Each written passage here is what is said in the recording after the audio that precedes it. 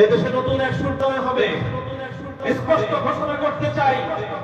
আর যদি একটা গুলি চলে, হেফাজতে ইসলাম বাংলাদেশ ঘরে বসে থাকতে পারবে না। সন্তানের লাশ নিয়ে আমরা কবরস্থানের দিকে যাব না। সন্তানের লাশ কাঁধে আমি রেখে ফেলে ইনশাআল্লাহ রাজপথে যখন নামবেন, টেকনাফ থেকে দুনিয়া পর্যন্ত পাক ভাঙ্গা সেই গণঝড় বুঝে যাওয়ার সার্থক আরো হবে না।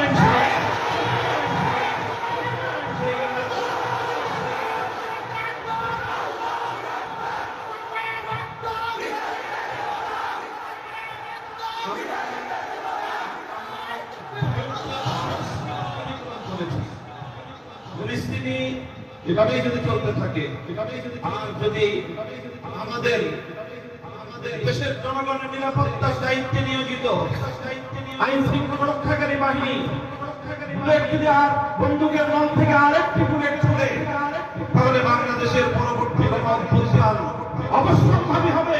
সে অভ্যুত্থান রুখে দিতে কেউ পারবে না। রব্বুল আলামিনের কাছে দোয়া করব, যারা বৈষম্যের বিরুদ্ধে জীবন দিয়েছে, যারা বৈষম্যের বিরুদ্ধে জীবন দিয়েছে, অত্যাচারীর হাতে যাদের প্রাণ গিয়েছে, তারা নিঃসন্দেহে শাহাদাত বরণ করেছে। কাজেই সেই শহীদদের আত্মার মাগফিরাত শুধু নয়, বরং শহীদদের শাহাদাতের কবুল হওয়ার জন্য আমরা দোয়া করব আল্লাহর কাছে।